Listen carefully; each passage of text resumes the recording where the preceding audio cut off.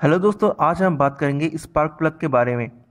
दोस्तों, spark plug के purpose तो आप जानते ही होंगे। स्पार्क प्लग दोस्तों पेट्रोल इंजन में लगता है। ये एयर फ्यूल मिक्सचर जो है उसको इग्नाइट करता है, उसको बर्न कर देता है। तो दोस्तों ये जो स्पार्क प्लग है इसका थ्री मेन पार्ट्स है, इसका तीन मेन पार्ट्स है। वो है सेंटर इलेक्ट्रोड, ये जो आप दिख रहे हो, ये यह होता है सेंटर इलेक्ट्रोड। और दूसरा होता है ग्राउंड इलेक्ट्रोड। ये जो है दोस्तों, ये है ग्राउंड इलेक्ट्रोड। और तीसरा है इंसुलेटर। ये जो आप पोर्शन आप देख रहे हो, जो सेंटर इलेक्ट्रोड और ग्राउंड इलेक्ट्रोड को डिवाइड कर रहा है, ये है इंसुलेटर। इंसुलेटर का मतलब तो आप जानते ही होंगे। इंसुलेटर के थ्रू से इलेक्ट्रिसिटी पास नहीं हो सकता है। तो दोस्तों यही स्पार्क प्लग के मेन तीन भाग है, तीन मेन पार्ट्स है। तो दोस्तों चलिए जान लेते हैं कि स्पार्क प्लग काम कैसे कर लेता है। ओह हाँ दोस्तों, एक बात है, ये जो स्पार्क प्लग के जो थ्रेडेड पोर्शन आप देख रहे हो, ये जो आप थ्रेड्स देख रहे हो, ये इसको रीच कहता है। चलिए दोस्तों जान लेते हैं कि स्पार्क प्लग काम कैसे करता है। तो दोस्तों इग्निशन कॉइल में जो हाई वोल्टेज इलेक्ट्रिसिटी पैदा होता है, वही वोल्टेज चले जाते हैं स्पार्क प्लग के टर्मिनल में। अगर डिस्ट्रीब्यूटर है तो डिस्ट्रीब्यूटर के थ्रू, अगर इलेक्ट्रिक इग्निशन है तो उसके थ्रू ये जो टर्मिनल है, ये टर्मिनल है, इस टर्मिनल में चले जाते हैं वो हाई वोल्टेज इलेक्ट्रिसिटी। तो वो ये जाके चले जाते हैं सेंट्रल इलेक्ट्रोड में। तो दोस्तों सेंट्रल इलेक्ट्रोड के थ्रू वो पास होके, वो जब इस टिप में पहुंचते हैं तब ये जंप करता है ग्राउंड इलेक्ट्रोड के तरफ। तो वो जो स्पार्किंग के थ्रू जो वो जो जंप होता है वही स्पार्किंग एयर फिल मिक्सचर को जला डालता है। तो दोस्तों ये जो गैप है, ये गैप बहुत ही नेसेसरी है। अगर यहाँ पे कोई गैप ना रहे तो ये सर्किट डायरेक्टली कंप्लीट हो जाता है, तब तो कोई स्पार्क नहीं होगा। अगर ये गैप हद से, जो स्पेसिफिक गैप है जो कंपनी से दिया हुआ होता है, उससे ज़्यादा हो तो ये जो स्पार्क है वो, ये तो हाई वोल्टेज इलेक्ट्रिसिटी ये सेंट्रल इलेक्ट्रोड से जा रहा है, लेकिन वो जंप नहीं कर पाएगा वो स्पार्क। तो दोस्तों ये जो गैप है ये ज़्यादा भी नहीं होना चाहिए और कम भी नहीं होना चाहिए। ये कौन सा गाड़ी है, कौन सा मॉडल है, वो कंपनी के हिसाब से वो स्पेसिफिक गैप होता है, उसके उसके हिसाब से वो रहना चाहिए।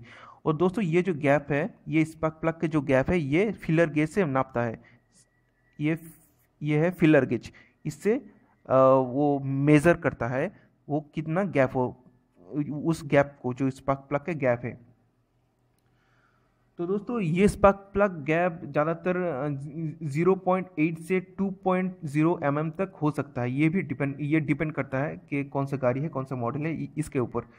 तो दोस्तों चले जाते हैं कि दोस्तों चले जाते स्पार्क प्लग जो है, सो दोस्तों स्पार्क प्लग के जो उसका भी क्लासिफिकेशन है।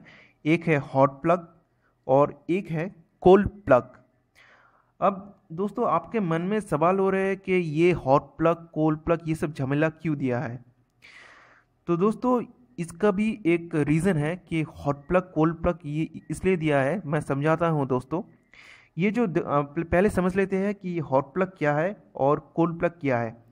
दोस्तों जहाँ जिस स्पार्क प्लग में ये हीट का जो पैथ है, ये हीट का ज़्यादा लंबा है, यानी कि जो इंसुलेटर वाला जो पोर्शन है ना दोस्तों, इंसुलेटर नोस, इस इंसुलेटर का जो पोर्शन आप जो भी कहें, वो अगर ज़्यादा है तो वो हॉट प्लग है। और यही इंसुलेटर वाला पोर्शन, यानी कि हीट का जो पैथ है, वो अगर छोटा है, शॉर्ट डिस्टेंस है, तो ये है कोल्ड प्लग। ये जो हीट प्लग है, ये हीट को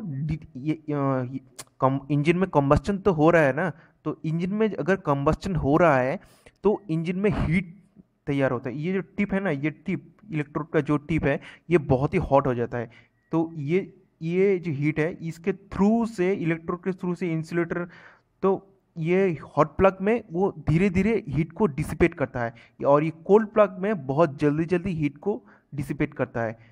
यानी कि कोल्ड प्लग में हीट को डिसिपेट करने का क्षमता ज़्यादा है और हॉट प्लग में हीट को डिसिपेट करने का क्षमता कम है। अब कोल्ड प्लग कहाँ कहाँ लगता है? कोल्ड प्लग दोस्तों ज़्यादा हाई स्पीड इंजन जो है वहाँ पे लगता है। कोल्ड प्लग इसलिए लगता है कि वो जैसे कि स्पीड बोट है, वहाँ पे हीट डिसिपेट करने का क्षमता ज़्यादा ज़्यादा ज़रूरत होता है दोस्तों, इसलिए वहाँ पे ये कोल्ड प्लग यूज़ होता है। और नॉर्मल से हमारे जो कार्स है जो ट्रैफिक में चलता है वो रुक रुक के चलता है, इतने हीट भी नहीं होता है, तो वो हॉट प्लग वहाँ पे हॉट प्लग ज़्यादातर यूज़ होता है। लेकिन ये बात ये नहीं है कि एकदम ही हॉट है या फिर कूल है, ये भी डिपेंड करता है। क्योंकि दोस्तों ये जो डिस्टेंस है दोस्तों आप दिख रहे हैं, ये जो डिस्टेंस है, ये जो इंसुलेटर का डिस्टेंस है, इसको हीट रेंज कहता है।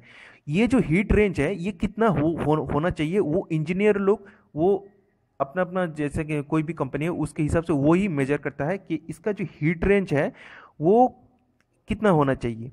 अब इसको और भी क्लियर कर देते हैं, ये क्यों क्यों क्यों देना चाहिए। सपोज दोस्तों मान लीजिए एक इंजन चल रहा है, उस ये जो टिप है ना दोस्तों, ये जो टिप है इसका इसका इसका हीट अगर 1600 डिग्री फ़ारेनहाइट से एग्जिट कर गया, उससे ज़्यादा हो गया, तो ये इतना गर्म हो जाएगा। ये जो टिप है, ये जो टिप है, ये इलेक्ट्रोड के एंड में जो ये जो इतना गर्म हो जाएगा कि प्री इग्निशन हो जाएगा। जहाँ जो स्पार्किंग हो ना उससे पहले ही वो प्री इग्निशन हो जाएगा। तो ये तो तब कंबस्टन अनकंट्रोल्ड हो जाएगा, तो इसके लिए ये तो इंजन के लिए प्रॉब्लम ही है ना। तो ये नहीं होना चाहिए, तो इसलिए। और अगर ये हीट पर ये हीट पैथ जो है, ये हीट रेंज जो है, ये अगर ज़्यादा कम हो गया इतना कि वो जो हीट हो रहा है वो 500 डिग्री फ़ारेनहाइट से नीचे हो गया, तो यहाँ पे ना थोड़ा बहुत डिपॉजिट होता है। क्योंकि दोस्तों अगर कंबस्टन हो रहा है तो थोड़ा बहुत डिपॉजिट तो होगा ही, कार्बन डिपॉजिट। तो इतना हीट होना चाहिए कि वो डिपॉजिट क्यों भी हटा सके, बर्न कर सके। तो अगर ज़्यादा ठंडा हो गया तो इतना कार्बन डिपॉजिट होगा कि ये जो स्पार्किंग और ये जो इलेक्ट्रिसिटी हाई वोल्टेज का जो इलेक्ट्रिसिटी वो जंप ही नहीं करने देगा, वो स्पार्क पैदा ही नहीं करने देगा। तो ये ठीक बात नहीं है। तो ये हीट रेंज ज़्यादा भी नहीं होना चाहिए, कम भी नहीं होना चाहिए। वो भी डिपेंड कर इंजीनियर लोग वो मेजर करता है कौन से इंजन के लिए कितना हीट पैथ होगा। तो यही था दोस्तों हीट हॉट प्लग और कोल्ड प्लग के फंडा। तो दोस्तों आशा करता हूँ कि स्पार्क प्लग के बारे में ये पूरे बात आप लोगों को क्लियर हो गया होगा। तो मैं इस वीडियो को यहाँ ही ख़त्म करता हूँ। अगर आपका फिर भी कोई क्वेश्चन है तो आप कमेंट में पूछ सकते हो। तो दोस्तों मैं इस वीडियो को यहाँ ही ख़त्म करता हूँ। आप सब लोग सुस्त रहिए।